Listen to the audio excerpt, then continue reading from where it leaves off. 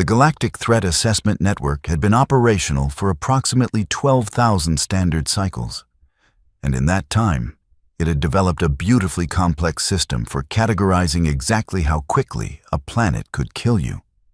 The bureaucrats who ran G10 were quite proud of their work. They had forms for everything: atmospheric toxicity, Form 7B, predator density analysis, Form 14J, geological instability metrics, an entire subsection requiring Form 22C through Form 22P, depending on whether your death would come from volcanoes, earthquakes, or sinkholes. It was all very thorough, very scientific, and as it turned out, completely missing the point. Earth had received its initial assessment 700 cycles ago, when a survey team had spent 3 months cataloging every single way the planet was actively trying to murder its inhabitants. The final report was 847 pages long. The executive summary alone was 32 pages, and it opened with the line, "We would like to formally request hazard pay for this assignment, retroactive to the moment we entered the system." The review board sent it back, claiming the language was too hyperbolic. The survey team resubmitted with documentation, video footage of storms that generated enough electrical discharge to power a small city, seismic readings showing tectonic plates that moved like they had somewhere important to be, biological samples from fauna that had evolved venom, claws, teeth, and bad attitudes in equal measure, a particularly detailed section on something called a hippopotamus that killed more humans annually than the planet's apex predators, despite being a herbivore that looked like a rotund riverstone with legs. The review board sent it back again, asking them to tone down the dramatics. The survey team's third submission included sworn affidavits from every crew member, medical records documenting stress-related illnesses, and a 40-minute video of the team leader standing in what humans called Australia, and just pointing at things while screaming. That one got approved, and Earth received its Class 9 Deathworld designation with a special subnotation that translated roughly to, "We are not legally liable if you ignore this warning." But here's where the galaxy's collective reasoning failed.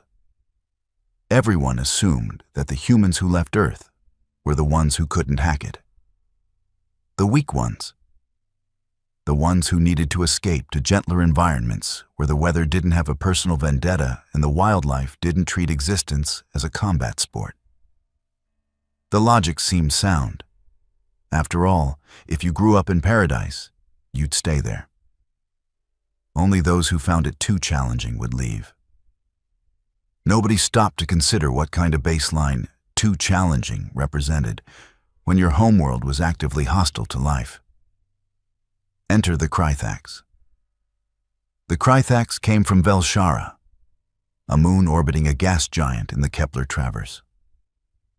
Velshara was what happened when you took every pleasant adjective in the known languages and made them into a celestial body.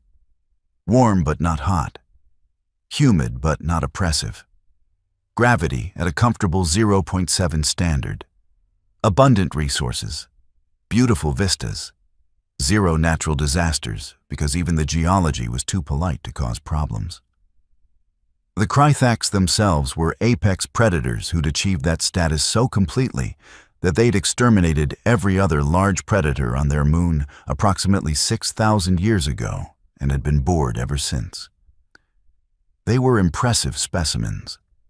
7 limbs arranged radially around a central torso, each tipped with retractable claws.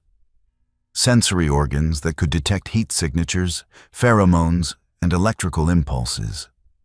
A neurology built for ambush tactics and lightning-fast strikes. Their reflexes operated at a speed that most species couldn't track with unassisted vision. They were, objectively speaking, terrifying hunters. They were also spoiled children playing with loaded weapons they didn't respect. When you're an apex predator from a paradise world, you never learn the most important lesson that evolution teaches on harsher planets. Sometimes you're the prey, And when that happens, the only thing that matters is whether you can make it too expensive for the predator to kill you. The Kryax had never been prey. Not once in their evolutionary history. They'd never felt the cold terror of being hunted by something better adapted than themselves. They'd never had to develop the kind of paranoid hypervigilance that comes from living somewhere that treats your survival as a statistical anomaly. So when they took to the stars looking for worthy trophies to hunt, they did so with the confidence of beings who'd never encountered actual consequences. The hunting pack currently stalking the corridors of Meridian Station University consisted of 6 Kryax, led by Vexthor, a hunter whose trophy room allegedly contained specimens from 43 different worlds. His second was Kryax, who specialized in tracking and surveillance. The other 4 were younger, building their reputations, eager for kills that would establish their status. They'd been observing the university's human population for 2 weeks, studying movement patterns, identifying vulnerable individuals. Universities were excellent hunting grounds, they'd learned. Security was always a nightmare of conflicting species requirements and jurisdictional confusion. Students kept irregular schedules. The stations were large enough that disappearances could be explained away as transfers or dropouts. The female in Section 9, Vexthor indicated, his primary limb gesturing toward a holographic display showing surveillance footage. Biochemistry student. Attends night lab sessions 3 times per week. Always leaves via the maintenance corridor at 2300 hours. Minimal traffic in that route, no security cameras in the dead zones. Kryax enhanced the image, running biological analysis. Standard human. Physiology. Mass approximately 58 kilograms. Height 165 centimeters. Muscle density reading suggests minimal physical training. No visible cybernetic enhancements. No registered weapons permits. She carries a bag with academic supplies and nothing else. Alone every time? One of the younger hunters asked. Consistently. The human students often work in isolation during research projects. This one appears to have no social connections within her program. Vexthor's mandibles clicked with satisfaction. Perfect candidate. A Class 9 world specimen, another said, unable to keep the excitement from his voice synthesizer. The status gained from that classification alone will be ours for minimal risk, Vexthor finished. The Classification Bureau rates worlds based on environmental factors. Gravity, atmosphere, indigenous dangers. This human clearly fled those dangers, sought easier living conditions in space. Look at her behavioral patterns.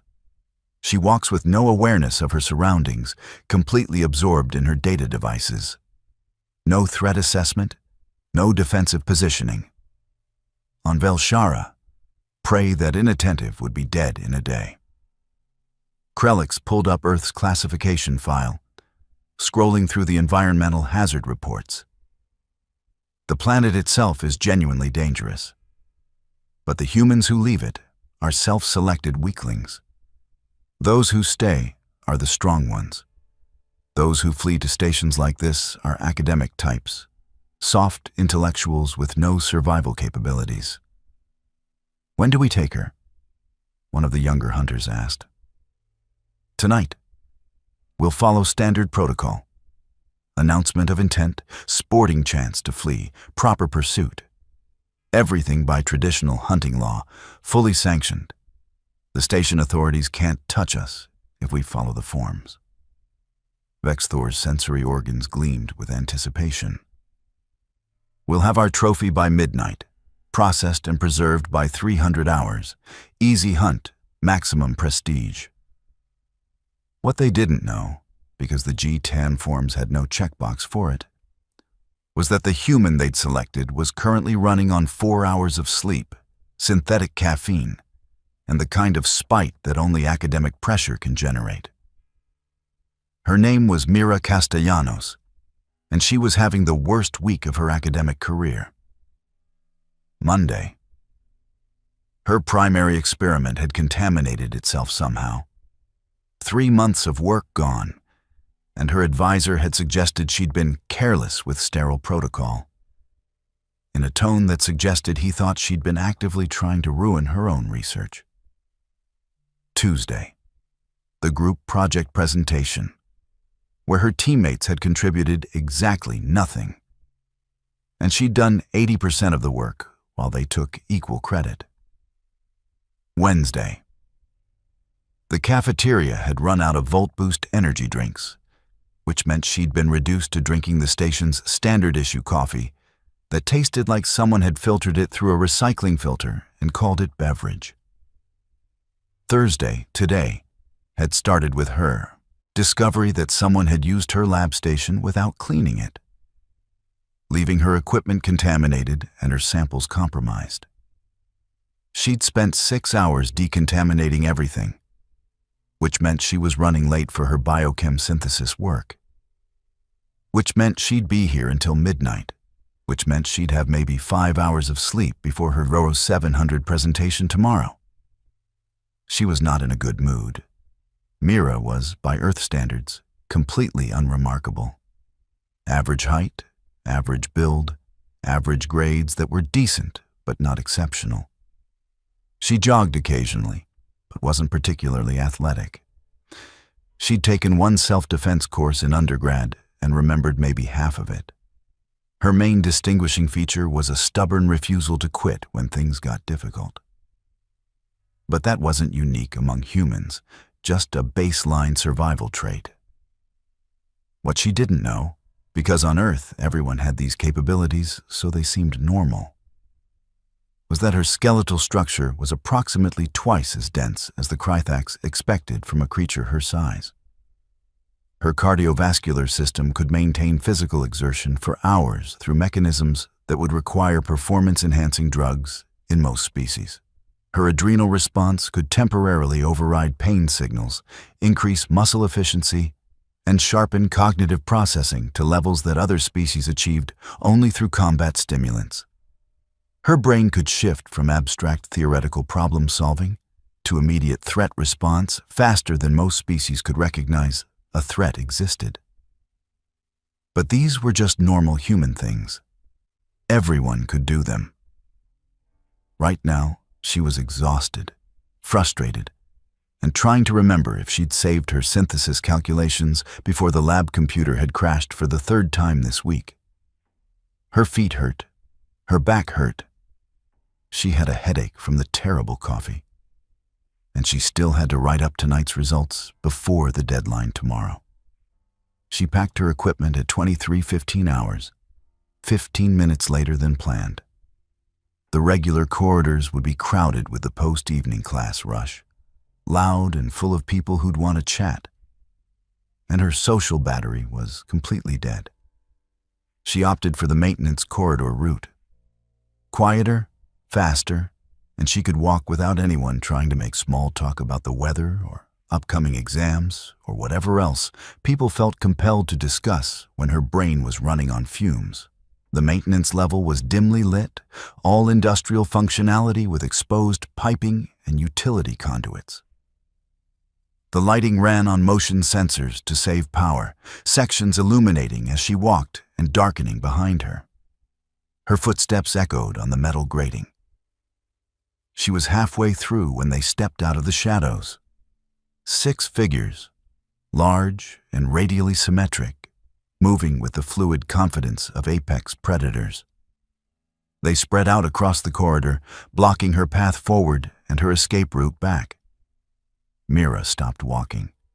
Her conscious brain was still catching up, processing what she was seeing. Kryax, her academic knowledge supplied. 7-limbed ambush predators from Velshara. Non-aggressive unless threatened, typically kept to their own stations. Her hindbrain, that ancient and paranoid survival system coded into her DNA by millions of years of being both predator and prey, was way ahead of her conscious thoughts and already screaming alerts. Trapped, outnumbered, positioned deliberately. This is intentional. This is predation behavior. Threat, threat, threat. Vex Thor stepped forward, his primary limb extended in what his species considered a gesture of sporting fairness. When he spoke, his translator rendered his speech in flat, formal tones. Human student, you have been selected as quarry for a traditional Kryax hunt. By Galactic treaty and sporting convention, we are required to inform you of this selection and provide you with opportunity to attempt escape. You have 60 seconds before pursuit begins. We suggest you use them. Meera stared at him.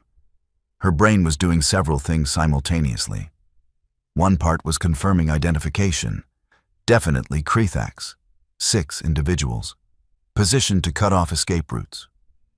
Another part was running threat assessment. Superior numbers, superior reach. Natural weapons versus her complete lack of any weapons. A third part, the part that was running on 4 hours of sleep and rage at her terrible week, was much simpler. Absolutely not. We're not doing this, no. I'm sorry, she said slowly, her voice very calm in the way that precedes either complete breakdown or sudden violence. Did you just say you're hunting me? Correct. You should consider it an honor. Kryax traditional hunts are reserved for worthy prey. As a specimen from a Class 9 Deathworld, you qualify for this distinction. Vex Thor's translator gave his words a formal tone that made the whole situation even more surreal. 45 seconds remain. We strongly suggest you begin running. Something cold and clear settled in Meera's chest. Not panic. Panic was what happened before decisions got made. This was after. This was her body's threat response system doing its job. Flooding her bloodstream with adrenaline, sharpening her vision, turning down pain anticipation, ramping up aggression. This was her hindbrain looking at the situation and making a very simple calculation. Flight isn't an option, so fight. No, Meera said. The Kryax paused. Kryax tilted his sensory cluster in what might have been confusion. Clarify. Are you refusing to flee? I'm refusing to participate in whatever this is. I have a presentation at 700 tomorrow. I have results to write up tonight.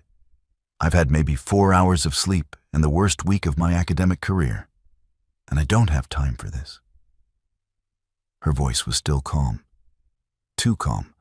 The adrenaline was working now, sharpening everything, making the corridor seem brighter and more detailed. So here's what's going to happen. You're going to move, and I'm going to leave. One of the younger Kryax made a chittering sound that the translator rendered as laughter. The prey doesn't understand the situation. It believes it can simply refuse. 30 seconds, Vex Thor said. Human, you are misunderstanding your circumstances. This is a sanctioned hunt under traditional law. Your options are to flee and provide sport, or remain and die quickly. Those are your only choices. Meera's eyes tracked the environment while he spoke. Maintenance corridor, approximately 4 meters wide. Exposed piping running along both walls. Water, atmosphere processing, electrical conduits. Utility panels at regular intervals. Fire suppression system with manual extinguisher mounted every 10 meters. Grating floor with access panels to sub-level systems. Emergency lighting strips at floor level. Her bag contained her data pad, 2 textbooks, a water bottle, 3 pens, her calculator, and her spare lab coat. Not much. But humans were tool users. Humans were frighteningly good at weaponizing their environment. 10 seconds, human. Final warning. Meera set her bag down carefully. When she straightened, her hands were loose at her sides, her weight balanced. Okay. Let me be extremely clear about something. I didn't start this. I don't want this. But if you come at me, I will defend myself, and you will not like how that goes. Vexthor's mandibles spread in what his species used as a smile. Admirable spirit. It will make the hunt more memorable. Time expires. Begin. He lunged. Meera moved. The thing about humans is that they're not the fastest species, not the strongest, not the most acute senses. What they are is versatile, adaptive, and absolutely vicious when threatened. And they can go from tired graduate student to active threat in the time it takes most species to register that something's wrong. Meera ducked under Vexthor's reaching limbs, felt the air displacement as his claws passed through where her head had been a fraction of a second earlier, came up fast and drove her fist into his central torso with all her mass behind it. It didn't hurt him much, his carapace was too tough, but it surprised him.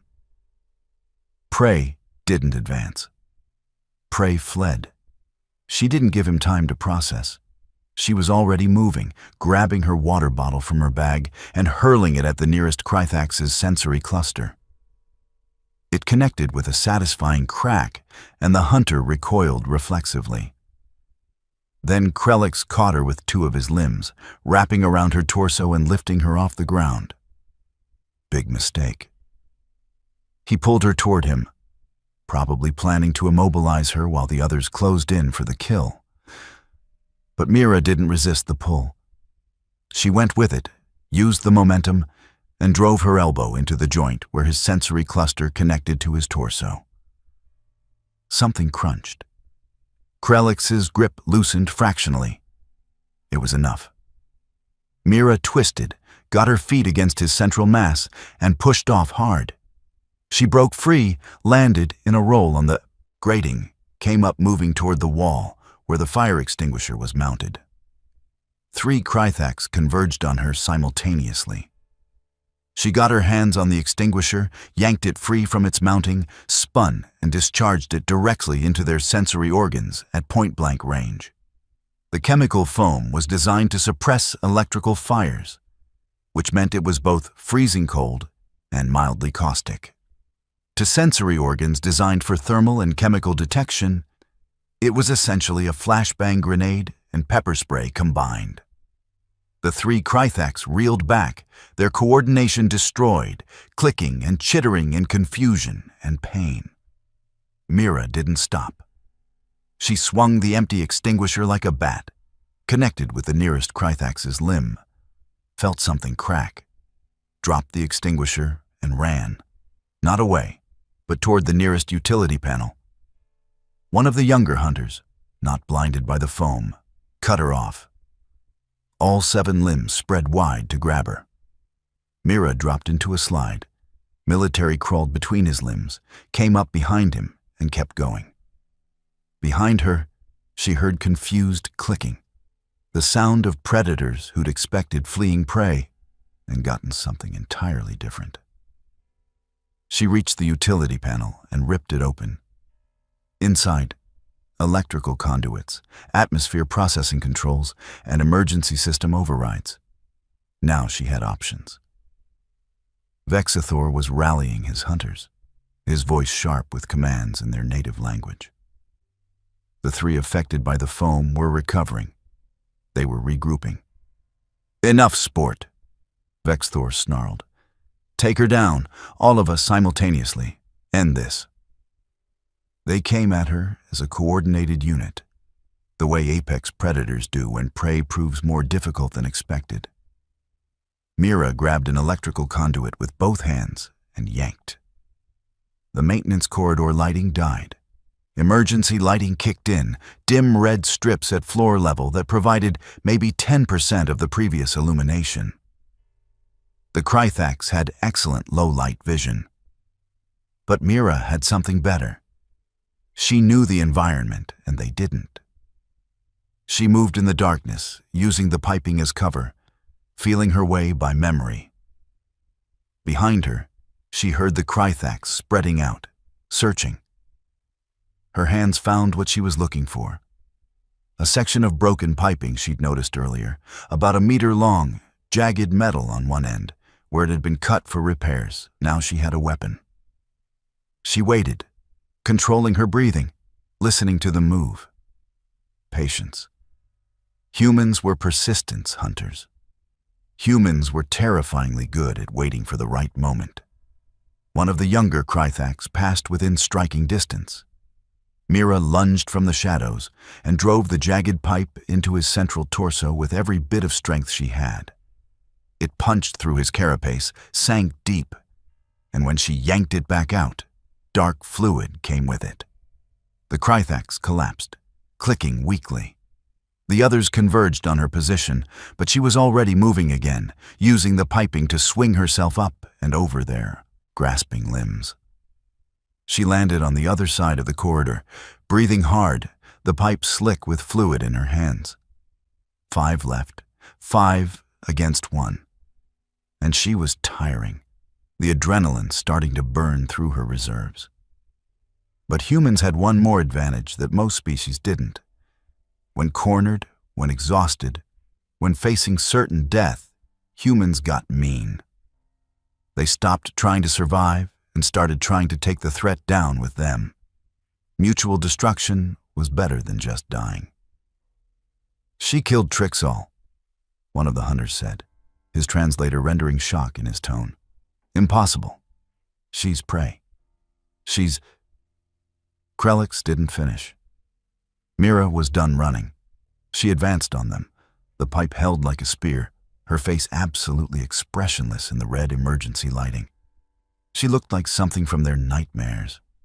Covered in dark fluid that wasn't hers, eyes reflecting the red light, coming forward with the inevitability of a predator that's decided you're dead. 2 of the younger Kryax broke. They ran. Vexthor roared something that stopped them, words in his own language that his authority forced them to obey. But his confidence was gone now. This wasn't a hunt anymore. This was a fight, and fights could go either way. "Surround her," he commanded. "She's one wounded animal. We are Kryax. We are apex hunters. We do not flee from prey." They spread out, moving with renewed purpose but also wariness. They'd learned she was dangerous. Not dangerous enough, their body language said, but dangerous enough to respect. Meera's analytical mind, still functioning despite the adrenaline and exhaustion, made a cold calculation. She was outnumbered. She was tiring. They'd adapted to her tactics. She needed a force multiplier. Her eyes tracked upward, atmosphere processing pipe running along the ceiling. Specifically, the coolant line for the environmental systems, full of liquid nitrogen for temperature regulation. Could she reach it? Not from the ground. The piping she'd been using for cover ran vertically up the wall, part of the station's water reclamation system. Could she climb it? Her hands were slippery with alien blood. She was exhausted. Her shoulders were screaming from the earlier fight. Didn't matter. It was the only option. Meera ran for the wall. Behind her, Vexthor shouted commands. The Kryax pursued. She jumped, caught the lowest pipe, hauled herself up. Her hands slipped. She caught herself, kept climbing. Pain flared in her shoulders, her forearms burning with effort. Below, the Kryax reached the wall and started climbing after her. They were faster, more limbs, better climbers. She wasn't going to make it. Meera reached as high as she could, swung the pipe with the last of her strength at the coolant line. Once. Twice. Third time the metal ruptured. Liquid nitrogen exploded from the breach, a stream of fluid so cold it was boiling as it hit the warmer corridor air. It poured directly onto the Kryax climbing below her. The effect was immediate and catastrophic. The liquid nitrogen flash froze everything it touched. The Kryax's limbs became brittle, their carapaces cracking from thermal shock. They fell, hitting the grating hard, shattering on impact. Vexthor, on the ground, stared up at his frozen, shattered hunters. Then at Meera, still clinging to the piping, breathing hard, covered in blood and frost. Deathworld. he whispered. Then he ran. Meera hung there until she was sure he was gone. Then she hung there for another 5 minutes because her arms were shaking too badly to climb down safely. When she finally made it to the ground, she had to step over the remains of 3 Kryax, frozen and broken. The one she'd stabbed earlier was dead from blood loss. The 2 who'd run with Vex Thor were gone. 5 bodies. Well, 4.5, given the state of the frozen ones. 5 bodies in a university maintenance corridor meant investigations, authorities, questions, lawyers, media attention, deportation hearings, the end of her academic career. Or she could fix this.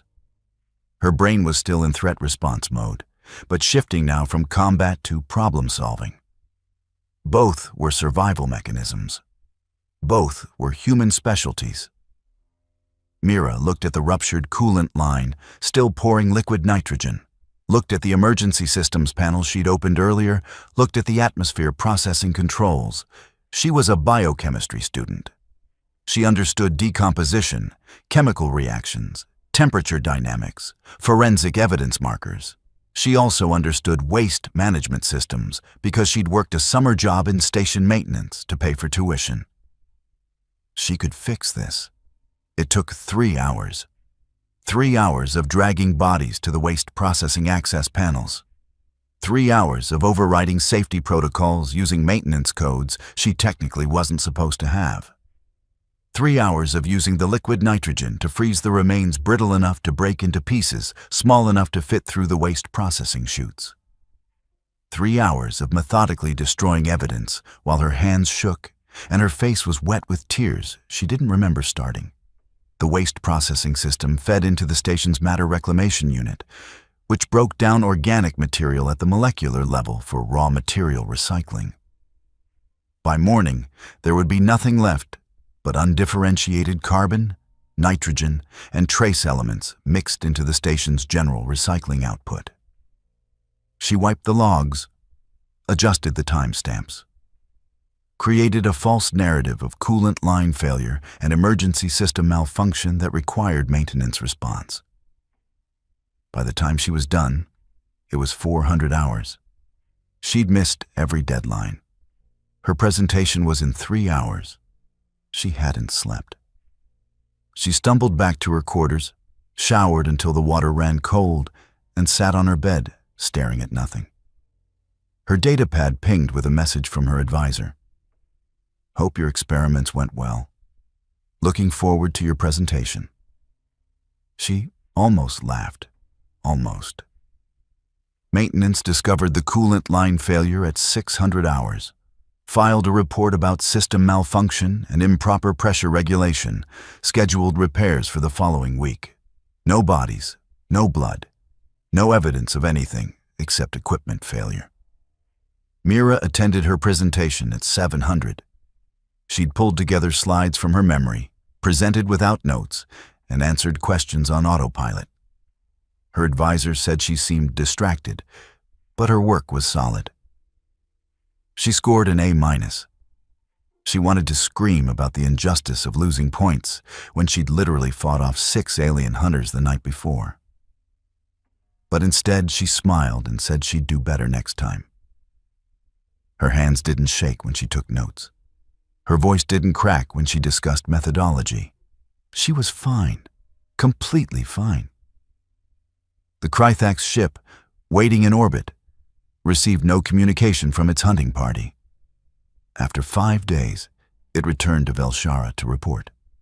6 hunters missing, no distress signal, no bodies, no trace.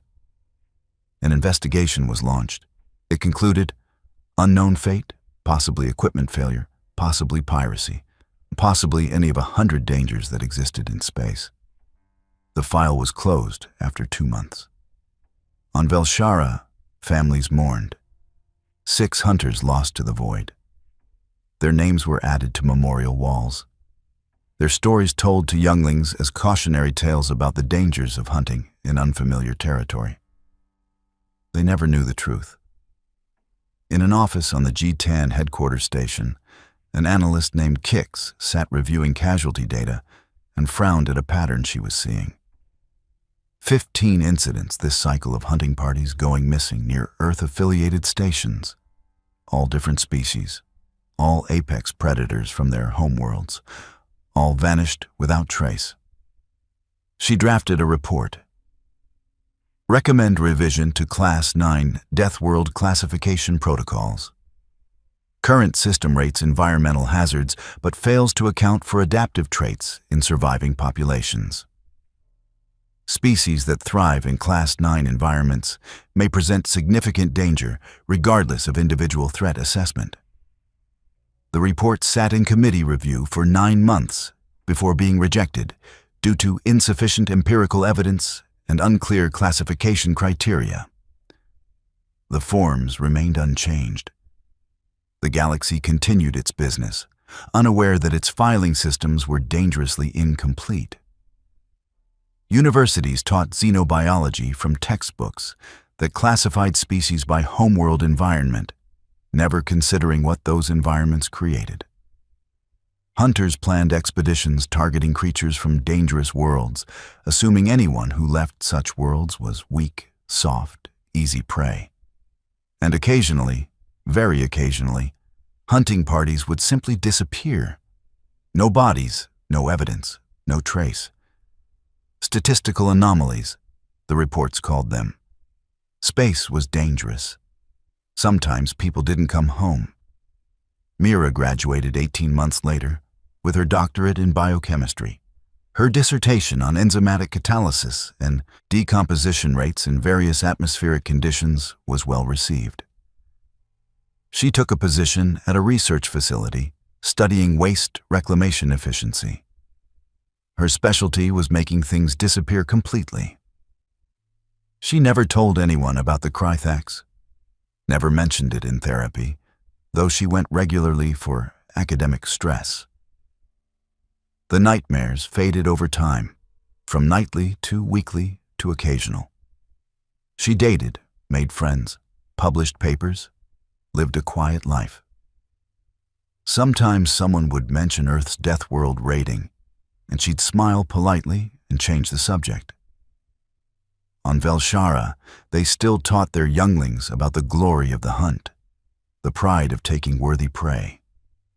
They still sent hunting parties to the stars, seeking trophies and status. Some of them never came home. Nobody connected the dots. Nobody updated the classifications. Nobody looked at the pattern of disappearances and thought, maybe the prey isn't prey anymore. The universe spun on, vast and indifferent. Stars died and were born. Species rose and fell. Bureaucrats filed their forms and patted themselves on their backs for their thoroughness. And somewhere on a research station, a human scientist sipped terrible coffee, cursed her experiment results, and tried not to think about liquid nitrogen and the sound of things shattering. Mostly, she succeeded. After all, she had deadlines to meet. The galaxy really needed better filing systems. But that would require admitting the forms were incomplete, and bureaucracy doesn't admit mistakes. It just files them under statistical anomaly and moves on.